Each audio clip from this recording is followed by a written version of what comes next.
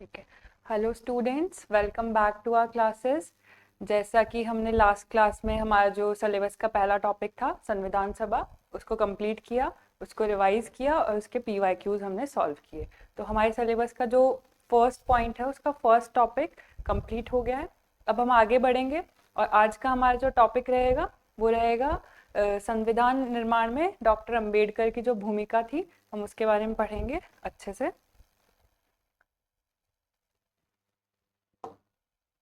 ठीक है। जैसा कि हमने लास्ट हमारी जो क्लास थी कॉन्स्टिट्यूएंट असेंबली की, उसमें ये देखा था कि जो डॉक्टर अंबेडकर बाबा साहेब थे वो ड्राफ्टिंग कमेटी यानी प्रारूप समिति के अध्यक्ष थे और उन्होंने कैसे संविधान निर्माण में अपना योगदान दिया, कैसे हमारा संविधान जो है 3 रीडिंग्स में पास हुआ, वो सारी चीज़ें हम कवर कर चुके हैं। अब एक बार हम डॉक्टर अंबेडकर के बारे में जब पढ़ेंगे तो हम सबसे पहले उनका परिचय देखेंगे, उसके अंदर उनका जन्म कब हुआ, जो हमारे एग्जाम पॉइंट ऑफ व्यू से फैक्चुअल इन्फॉर्मेशन ज़रूरी है, उनका जन्म कब हुआ, उनका मृत्यु कब हुई और उनके माता पिता का नाम, उनके उपनाम और उनकी बनाई हुई संगठन, उनके द्वारा प्रकाशित की गई जो समाचार पत्रिकाएं थी वो, और उनके द्वारा लिखी गई किताबें और उनके कुछ इम्पॉर्टेंट कोट्स जो है हम पढ़ेंगे इसके अंदर। तो हम सबसे पहले शुरू करते हैं। सबसे पहले जो डॉक्टर अंबेडकर है उनका जन्म 14 अप्रैल 1891 को महू इंदौर मध्य प्रदेश में हुआ। ठीक है, ये देखिए 14 अप्रैल 1891 महू मध्य प्रदेश, जो कि इंदौर में आता है। और जो इनका जो जन्म दिवस है उसे हम समरसता दिवस की तरह भी मनाते हैं। ये इम्पॉर्टेंट चीज़ है इसके अंदर कि जो इनका जो बर्थ एनिवर्सरी है वो किस रूप में मनाई जाती है, समरसता दिवस के रूप में मनाई जाती है। फिर इसके अंदर आप देखिए इनके पिता का नाम है रामजी अंबेडकर, इनकी माता का नाम है भीमाबाई अंबेडकर। डॉक्टर अंबेडकर की जो पहली पत्नी थी रमाबाई अंबेडकर और जो उनकी दूसरी पत्नी थी सविताबाई अंबेडकर। ठीक है, इन्होंने 2 बार विवाह किया।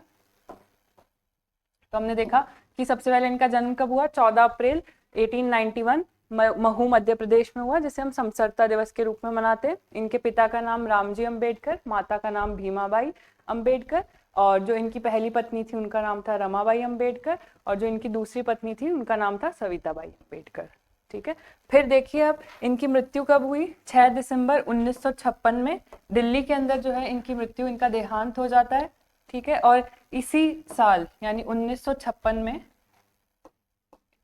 1956 के अंदर अंबेडकर जो है वो बुद्धिज्म में कन्वर्ट कर लेते हैं। ठीक है, तो ये भी एक फैक्ट है कि अंबेडकर द्वारा बौद्ध धर्म में कब परिवर्तन किया जाता है, 1956 के अंदर परिवर्तन किया जाता है। ठीक है, और जो इनकी मृत्यु की जो दिनांक है उसको हम महापरिनिर्वाण दिवस की तरह मनाते हैं। ठीक है, 6 दिसंबर 1956 को। ठीक है, तो इसके अंदर हमने 4 चीजें देखी, इनका जन्म दिवस, इनके मृत्यु की तारीख और इनके माता पिता और इनकी पत्नी का नाम, जो कि एक बहुत बेसिक सी इंफॉर्मेशन है। ठीक है, अब आगे बढ़ते हैं। अब देखिए इनके कुछ जो है अन्य उपनाम कह सकते हैं, अन्य नाम कह सकते हैं जिसके द्वारा हम इनको जानते हैं। जैसे अंबेडकर को आधुनिक मनु कहा जाता था, इन्हें सिंबल ऑफ नॉलेज कहा जाता था। ठीक है, आधुनिक मनु, सिंबल ऑफ नॉलेज। फिर उसके बाद में इन्हें सामाजिक न्याय का नायक कहा जाता था, भारतीय संविधान का जनक कहा जाता था। ठीक है, फिर एक चीज जो है हमारे टॉपिक में करंट के पर्सपेक्टिव से भी ये इम्पोर्टेंट है कि इस 14 अप्रैल 2025 को जो इनकी बर्थ एनिवर्सरी आई थी, यानी जो थी वो इनकी 134वीं जयंती थी, ये आप याद रखिएगा। ठीक है, और इसके लिए जो है एक समारोह का आयोजन होता है, कहाँ होता है, RIC जयपुर के अंदर, राजस्थान इंटरनेशनल सेंटर जयपुर में। जो इनकी 134वीं जो जयंती है उसके उपलक्ष्य में यहाँ एक समारोह का आयोजन किया जाता है RIC जयपुर के अंदर। ठीक है, हमने इनके उपनाम देखे, आधुनिक मनु, सिंबल ऑफ नॉलेज, सामाजिक न्याय का नायक, भारतीय संविधान का जनक, ये कुछ इनके अदर नेम्स कह सकते हो आप। अब देखिए, अब हमने इनका एक बेसिक परिचय पढ़ा जिसके अंदर हमने इनके माता पिता और इनकी जो है धर्मपत्नी का नाम हमने देखा, फिर इनके उपनाम देखे और एक इनकी जो इस साल जो जयंती थी वो कौन सी थी, 134वीं, ये आप याद रखिएगा, 134th। और इसके उपलक्ष्य में जो है हमारे कार्यक्रम कहाँ आयोजित हुआ है, राजस्थान इंटरनेशनल सेंटर जयपुर के अंदर। अब हम इनकी शिक्षा के बारे में जो हमारे एग्जाम पॉइंट ऑफ व्यू से जो हमको पूछा जा सकता है हम वो देखेंगे। सबसे पहले ये देखिए आप, इसके अंदर ये 2 पॉइंट्स हैं। सेकंड, ठीक है, गायकवाड़ महाराजा की छात्रवृत्ति से ये अमेरिका पढ़ने गए और वहाँ कोलंबिया यूनिवर्सिटी में इन्होंने पढ़ाई की। ठीक है, किसकी छात्रवृत्ति से? गायकवाड़ महाराज की छात्रवृत्ति से तो ये अमेरिका पढ़ने गए और वहाँ कोलंबिया यूनिवर्सिटी में इन्होंने पढ़ाई की। फिर उसके बाद में कोल्हापुर के जो साहू महाराज हैं उनकी छात्रवृत्ति से ये लंदन यूनिवर्सिटी में पीएचडी करने गए। लंदन स्कूल ऑफ इकोनॉमिक्स से इन्होंने पीएचडी करी।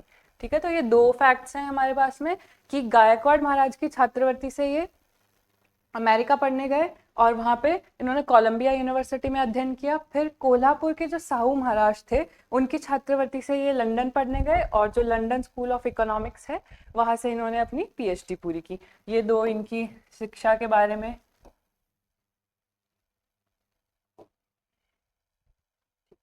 अब हम आगे बढ़ते हैं और हम देखेंगे, ये हमारे करंट से आप इसको रिलेट कर सकते हो इस पॉइंट को, और ये इम्पोर्टेंट भी है, आपको एग्जाम में पूछा जा सकता है। आप इसे 5 स्टार मार्क कर लीजिए। ये देखिए, ठीक है, अब बाबा साहेब को सम्मान देने के हेतु जो इनको सम्मान देने के लिए पंचतीर्थों का विकास किया जा रहा है। मोदी सरकार द्वारा इनको सम्मान देने के लिए पंचतीर्थ का विकास किया जा रहा है। ये कहाँ कहाँ किया जाएगा? सबसे पहले देखिए, इनकी जो शिक्षा भूमि है लंदन, और ये लंदन जो है कोल्हापुर के साहू महाराज की छात्रवृत्ति से पढ़ने गए थे, तो वहाँ जो इनकी शिक्षा भूमि है वहाँ एक पंचतीर्थ का विकास होगा।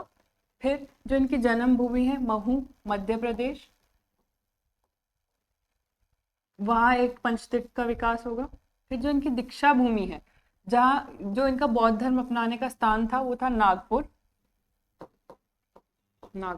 और मैंने आपको बताया कि इन्होंने बुद्धिज्म में कन्वर्ट कब किया, बौद्ध धर्म कब अपनाया? 1956 में। 1956 में। तो जो इनका दीक्षा भूमि है वहाँ पे तीसरा पंचतीर्थ बनाया जाएगा। फिर जो महापरिनिर्वाण भूमि है, यानी जो इनकी डेथ एनिवर्सरी है जिसको महापरिनिर्वाण दिवस के रूप में भी मनाया जाता है 6 दिसंबर 1956, वहाँ पे भी एक पंचतीर्थ का विकास किया जाएगा जो इनके निधन का स्थान है नई दिल्ली। चौथा, फिर जो चैत्य भूमि है, जो इनका समाधि स्थल है वो कहाँ है? मुंबई में इनका समाधि स्थल है, वहाँ एक पंचतीर्थ का विकास किया जाएगा। ठीक है, तो इनके पंचतीर्थ जो है कहाँ कहाँ बनाए जाएंगे? सबसे पहले इनके पंचतीर्थ का विकास किया जाएगा इनकी शिक्षा भूमि जो है लंदन ब्रिटेन में। दूसरा, जो इनकी जन्म भूमि है महू मध्य प्रदेश में, वहाँ इनका जो समाधि स्थल है जो चैत्य भूमि कहते हैं जिसे, मुंबई, वहाँ महापरिनिर्वाण भूमि जो कि नई दिल्ली में है इनके मृत्यु का स्थान, वहाँ एक पंचतीर्थ का विकास किया जाएगा।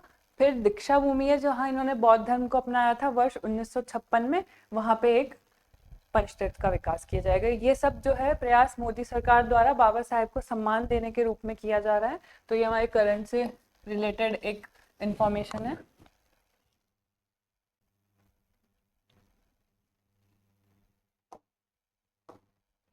ठीक है, अब हम आगे पढ़ेंगे वो जो हमारे एग्जाम पर्सपेक्टिव से इम्पॉर्टेंट चीज़ है और हमारे जहाँ से क्वेश्चंस फ्रेम होते हैं।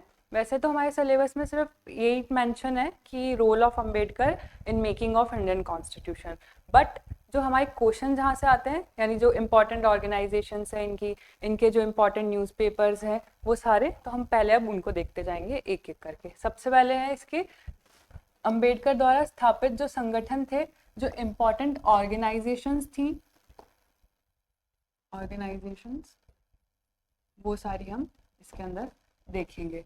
और इनके नाम के साथ साथ इनका ईयर याद रखना भी बहुत ज़रूरी है, क्योंकि हमको सीधा भी पूछ लेते हैं कि बहिष्कृत हितकारिणी सभा का स्थापना कब हुई थी, और आपको 4 ऑप्शन देंगे, इसलिए आपको उनके साल भी याद होने चाहिए। अब हम एक एक करके देखते हैं। सबसे पहले अच्छा ठीक है, ये बहिष्कृत हितकारिणी सभा है जिसकी स्थापना 1924 में अंबेडकर द्वारा की गई थी। ठीक है, फिर समता समाज संघ की स्थापना 1927 में की गई थी। उसके बाद में इन्होंने इंडिपेंडेंट लेबर पार्टी की स्थापना करी 1936 में, और all India schedule caste federation इन्होंने बनाया 1947 में। दोनों ही इंपॉर्टेंट है, बहुत सारे एग्जाम्स में इनको पूछा गया है। ठीक है, दोनों ऑर्गेनाइजेशन। सबसे पहले हमने देखा बहिष्कृत हितकारिणी सभा, जिसकी स्थापना 1924 में हुई थी। उसके बाद में हमने देखी समता समाज संघ, जिसकी स्थापना 1927 में हुई थी। फिर हमने देखा कि इंडिपेंडेंट लेबर पार्टी की स्थापना 1936 में की गई अम्बेडकर द्वारा। उसके बाद में all India schedule caste federation की स्थापना भीमराव अम्बेडकर द्वारा 1947 में की गई। ठीक है, अब जो इनकी द्वारा एक और इम्पॉर्टेंट संगठन बनाया गया वो है भारतीय बौद्ध सभा, जो कि 1951 में बनता है। ये पांचों ऑर्गेनाइजेशन याद करना इम्पॉर्टेंट है उनके ईयर के साथ में। ठीक है, सबसे पहले बहिष्कृत हितकारिणी सभा 1924 में, फिर समता समाज संघ 1927 में, इंडिपेंडेंट लेबर पार्टी 1936 में बनती है, all India schedule caste federation 1947 में बनता है, और उसके बाद में भारतीय बौद्ध सभा जो है वो 1951 में बनती है। ठीक है, अब आप आगे देखिए, इसकी जो इम्पोर्टेंट अंबेडकर द्वारा जो पब्लिश की गई न्यूज़पेपर्स है, मैगजीन्स है, हम उसको पढ़ेंगे।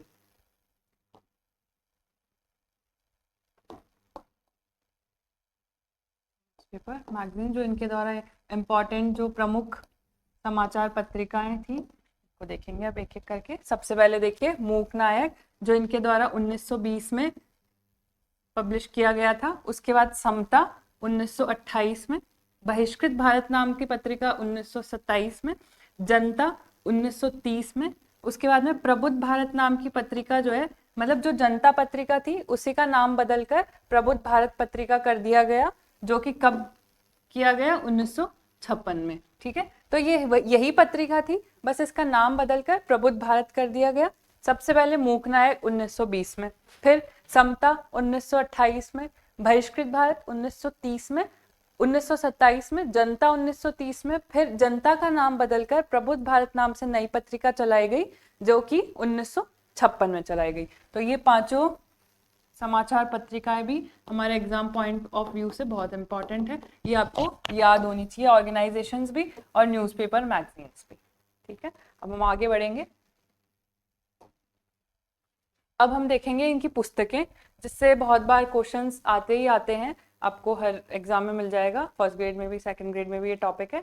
तो इनकी जो इंपॉर्टेंट बुक्स है उनसे क्वेश्चन देखने को मिलते हैं। अब हम एक एक करके इनकी बुक्स देखेंगे और इनको याद करना बहुत ज़रूरी है। सबसे पहले इनके द्वारा लिखी गई किताब थॉट्स ऑन पाकिस्तान, अम्बेडकर द्वारा लिखी गई है। हु वर द शूद्राज, ये भी इनके द्वारा लिखी गई है। Annihilation of caste, the untouchables, the Buddha and his Dhamma, फिर द प्रॉब्लम ऑफ रूपी, उसके बाद में पाकिस्तान और द पार्टीशन ऑफ इंडिया, फिर caste in India, waiting for a visa, ये इम्पॉर्टेंट है, इसको स्टार कर लीजिए क्योंकि ये अंबेडकर की ऑटोबायोग्राफी है, वेटिंग फॉर अ वीज़ा। इसके अलावा अनहिलेशन ऑफ कास्ट भी एक इम्पॉर्टेंट बुक है, थॉट्स ऑन पाकिस्तान भी एक इम्पॉर्टेंट बुक है, आपको ये सारी किताबें याद होनी चाहिए। फिर रिडल्स इन हिंदुइज्म। ठीक है, अब हमने इनकी जो इम्पोर्टेंट बुक्स हैं वो देखिए। सबसे पहले थॉट्स ऑन पाकिस्तान, फिर हु वर द शूद्राज, फिर एनहिलेशन ऑफ कास्ट, इनके नाम इंग्लिश में ही है तो आपको इंग्लिश में ही याद करना है। फिर द अनटचेबल्स, फिर the Buddha and his Dhamma, the problem of rupee, Pakistan और the partition of India, caste in India, और इनकी ऑटोबायोग्राफी का नाम क्या है, वेटिंग फॉर अ वीज़ा, इसको आप 2 स्टार कर लीजिए। रिडल्स इन हिंदुइज्म, ये सारी इनकी इंपॉर्टेंट बुक्स है जो आपको याद होनी चाहिए।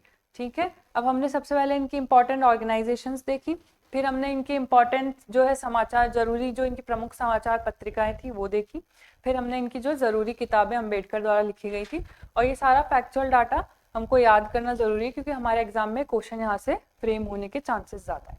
ठीक है, अब हम आगे बढ़ेंगे।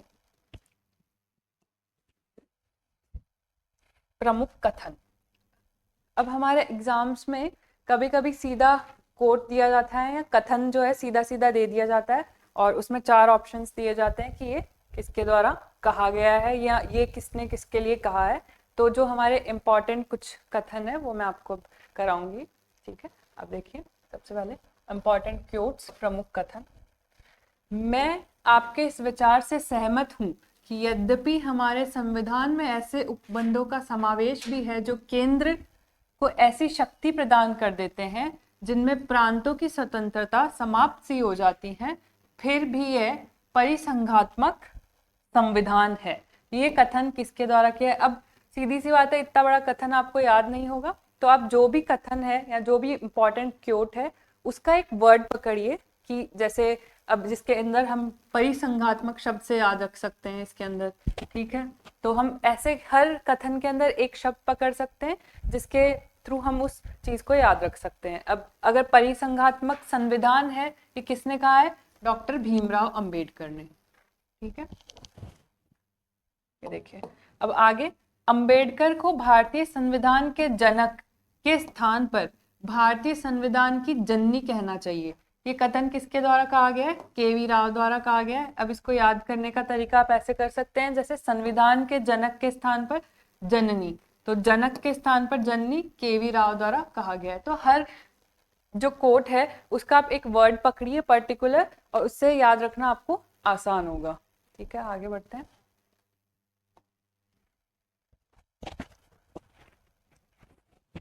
आप देखिए नेक्स्ट हमारा और जो इम्पोर्टेंट क्योट्स हैं कुछ,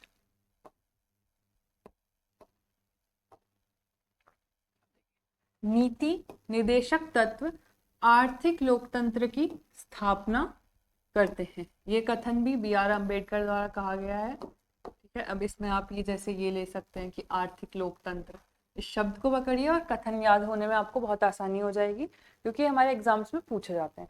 तो नीति निदेशक तत्व आर्थिक लोकतंत्र की स्थापना करते हैं, ये कथन किसने कहा है? बी आर अम्बेडकर ने कहा है। फिर आपातकाल के समय संघात्मक रूप एकात्मक हो जाता है, तो संघात्मक रूप एकात्मक हो जाता है, ये भी अम्बेडकर द्वारा कहा गया है, ठीक है। आपातकाल के समय संघात्मक रूप एकात्मक हो जाता है, ये किसने कहा है? अम्बेडकर ने कहा है। तो इसमें आप शब्द ले सकते हैं जैसे संघात्मक रूप एकात्मक। अब आपको जैसे जो बच्चे साइंस बैकग्राउंड से हैं उनके लिए जैसे संघात्मक और एकात्मक में क्या फर्क है, कि जो संघात्मक यानी जो फेडरल फीचर होता है उसके अंदर हमारा डिवीजन ऑफ पावर हो जाता है। डिवीजन ऑफ पावर मतलब जो हमारी शक्तियां हैं वो केंद्र और राज्यों के बीच में जो है बट जाती हैं, डिस्ट्रीब्यूट हो जाती हैं। और जो संघात्मक एकात्मक का मतलब होता है वो ये होता है कि जो जितनी भी शक्तियां हैं वो सिर्फ और सिर्फ सेंट्रल गवर्नमेंट यानी केंद्र के पास ही होती हैं, ठीक है। तो फेडरल और यूनियन जो फीचर्स हैं हम आगे पढ़ेंगे इनके बारे में। तो इसके अंदर ये फर्क है कि जो फेडरल फीचर्स है उसमें डिवीजन ऑफ पावर होता है, और जो यूनिटरी फीचर है उसमें जो जितनी भी पावर होती है वो सेंट्रल गवर्नमेंट के पास में होती है, यानी केंद्र के पास में सारी शक्तियां होती हैं, ठीक है। ये दो कथन और हैं। अब आगे बढ़ते हैं। देखिए, अब ये यहाँ से सवाल आ सकते हैं, इम्पोर्टेंट है। अंबेडकर ने आर्टिकल 21 यानी अनुच्छेद 21 को संविधान का मैग्ना कार्टा कहा है। तो आपसे ये पूछ सकते हैं कि संविधान का मैग्ना कार्टा अनुच्छेद 21 को किसके द्वारा कहा गया है? तो अंबेडकर द्वारा कहा गया है। ऐसे ही आर्टिकल 32 जो अनुच्छेद 32 है उसको बाबा साहेब द्वारा संविधान की आत्मा कहा गया है। ये सारे आर्टिकल्स हम आने वाली क्लासेस है जो हमारी उसमें कवर करेंगे फंडामेंटल राइट्स के अंदर।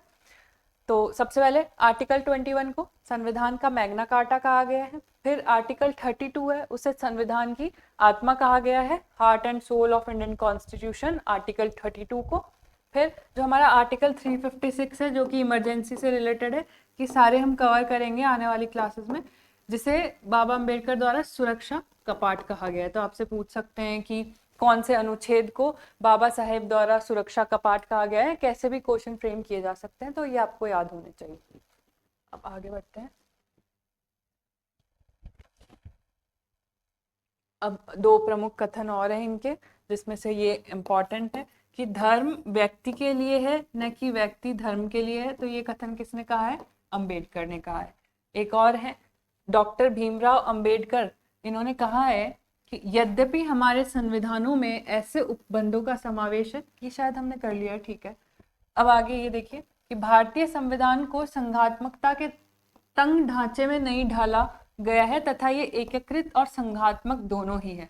तो ये सारे जो इनके इंपॉर्टेंट क्योट्स हैं उनमें आप एक पर्टिकुलर वर्ड जो है वो ढूंढिए, उससे आपको याद रहने में आसानी होगी। तो ये हमने इनके जो है सारे इंपॉर्टेंट क्योट्स कवर किए हैं। इस वाले को आप स्टार मार्क कर लीजिए। अब हम जो है इनकी ऑर्गेनाइजेशंस देख चुके हैं। इनकी जो इम्पोर्टेंट न्यूज़पेपर है वो देख चुके हैं, इनके इम्पोर्टेंट क्योट्स देखे हमने, और साथ ही साथ हमने जो है इनकी इम्पोर्टेंट बुक्स देखी। अब हम देखेंगे कुछ अन्य महत्वपूर्ण जानकारी जो मतलब हमें याद होनी चाहिए, जो पूछी भी जा सकती है। तो हम एक एक करके अब वो देखेंगे। अब देखिए ये सारी चीज़ हमने कवर कर ली। अब कौन कौन से ऐसे सत्याग्रह आंदोलन है जिसमें अंबेडकर ने भाग लिया है या उन्होंने ही उसे शुरू किया है, वो सारे हम देखेंगे जो इम्पोर्टेंट है। सबसे पहले महाड़ सत्याग्रह, ये कब शुरू हुआ था? 1927 में। ये इम्पोर्टेंट है, ये आपको पूछा जा सकता है। महाड़ सत्याग्रह 1927 में कहाँ पे? महाड़, कोलाबा, महाराष्ट्र के अंदर जगह है, वहां पे महाड़ सत्याग्रह शुरू किया गया अंबेडकर द्वारा। क्यों शुरू किया गया? दलितों के मंदिर में प्रवेश के लिए यह आंदोलन किया गया। ठीक है, तो महाड़ सत्याग्रह 1927 में, महाड़ कोलाबा महाराष्ट्र में, और दलितों का मंदिर में प्रवेश हो सके इसलिए ये आंदोलन बाबा साहेब द्वारा शुरू किया गया। आगे देखते हैं।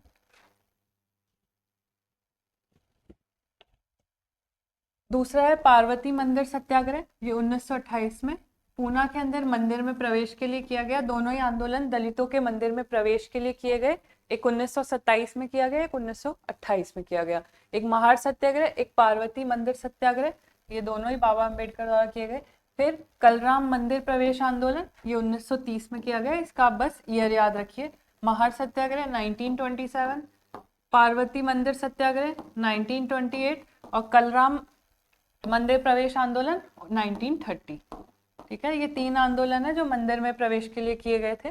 फिर हम आते हैं गोलमेज सम्मेलन हुए थे जो 1930 से थे। जो तीनों गोलमेज सम्मेलन थे, तीनों में जो है अंबेडकर द्वारा हिस्सा लिया गया, तीनों में भाग लिया।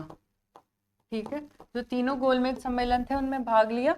फिर पूना पैक्ट जो कि आप हिस्ट्री में पढ़ते हैं 1932 में, वो भी अंबेडकर द्वारा किया गया।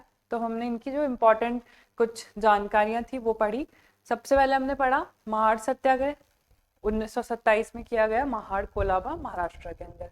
फिर पार्वती मंदिर सत्याग्रह 1928 में। फिर कलराम मंदिर प्रवेश आंदोलन 1930 में किया गया। उसके अलावा गोलमेज सम्मेलन में इन्होंने भाग लिया।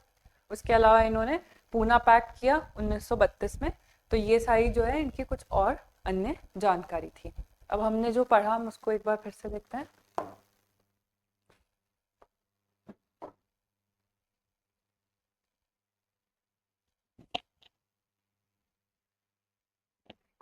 अब हम इसे एक बार रिवाइज कर लेते हैं सारा।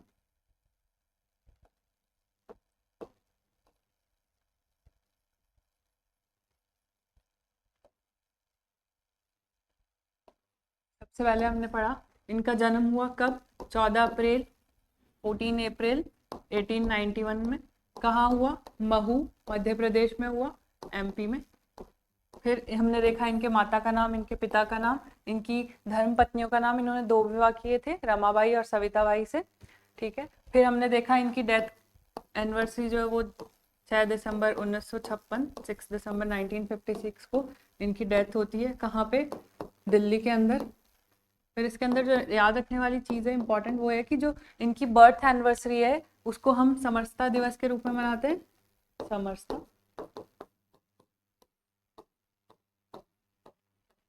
और जो इनकी डेथ एनिवर्सरी है उसको हम महापरिनिर्वाण दिवस के रूप में मनाते हैं। ये सारी चीज़ें हमने आज की क्लास में देखी। फिर उसके बाद में हमने जो है इनके उपनाम देखे। इन्हें आधुनिक मनु कहा जाता है।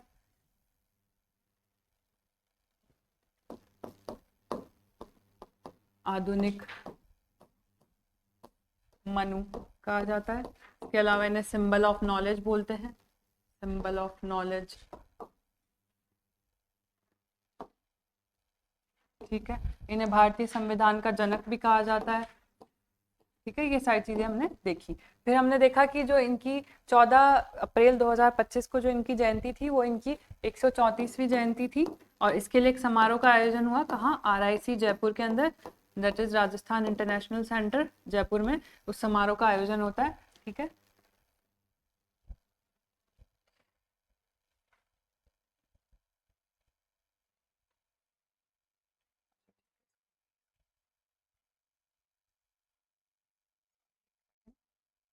ठीक है। फिर हमने देखा कि इसके अंदर इसके अंदर हमने इनकी इम्पोर्टेंट सारी ऑर्गेनाइजेशन देखी, बहिष्कृत हितकारिणी सभा, फिर इंडिपेंडेंट लेबर पार्टी, उसके बाद में all India schedule caste federation, ये सारी हमने जो है कवर करी एक एक करके। फिर हमने इनके जो इम्पोर्टेंट न्यूज़पेपर देखे, मतलब इनकी जो समाचार पत्रिकाएं थी, मूक नायक, समता, जनता जिसका नाम बदल दिया गया, प्रबुद्ध भारत के नाम से चलाया गया 1956 में, वो सारी चीज़ें हमने देखी। फिर हमने इनकी इम्पॉर्टेंट बुक्स देखी, तो इनकी महत्वपूर्ण किताबें जो इनके द्वारा लिखी गई हैं, जिसमें एनिहिलेशन ऑफ कास्ट इंपॉर्टेंट है, थॉट्स ऑन पाकिस्तान इंपॉर्टेंट है, और इनकी जो ऑटोबायोग्राफी है वेटिंग फॉर अ वीज़ा वो इम्पॉर्टेंट है। ये सारी बुक्स आपको याद होनी चाहिए, तो ये हमने देखा। इसके अलावा हमने करंट की चीज़ देखी हमारे टॉपिक में, वो ये है कि मोदी सरकार द्वारा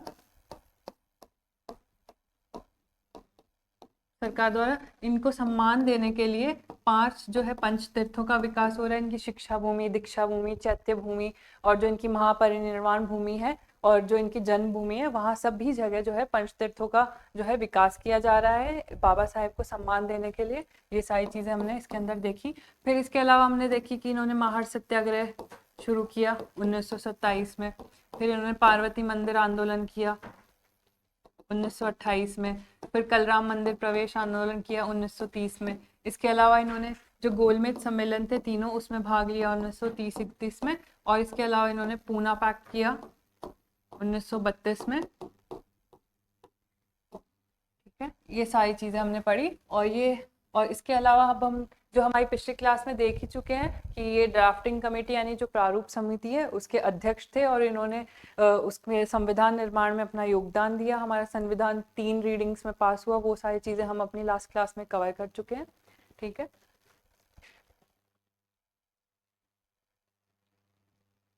अब हम इसके कुछ क्वेश्चंस देखते हैं ताकि हमें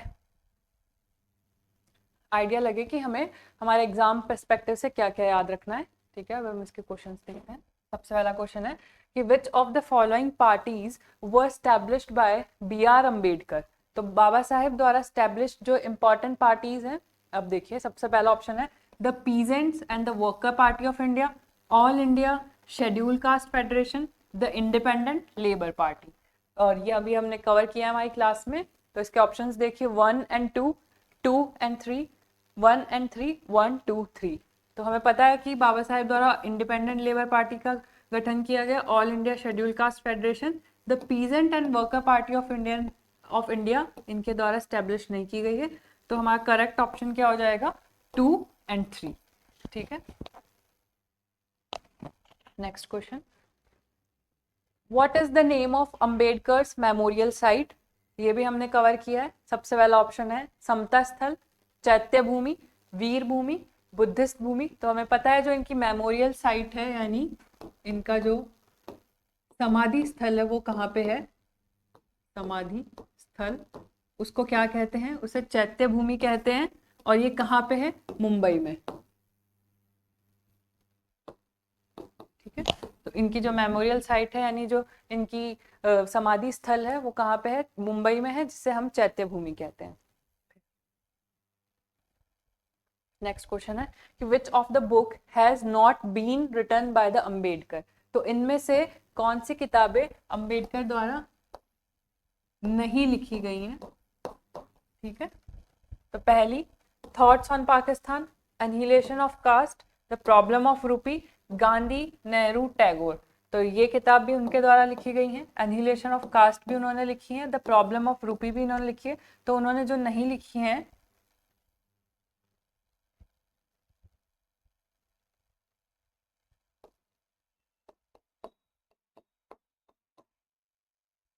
तो करेक्ट ऑप्शन हो जाएगा गांधी, नेहरू और टैगोर। ये किताब अम्बेडकर द्वारा नहीं लिखी गई है। अब हम आगे बढ़ते हैं। Which of the following magazines was not launched by doctor Ambedkar. तो इनमें से कौन सी पत्रिकाएं अम्बेडकर द्वारा नहीं पब्लिश की गई हैं।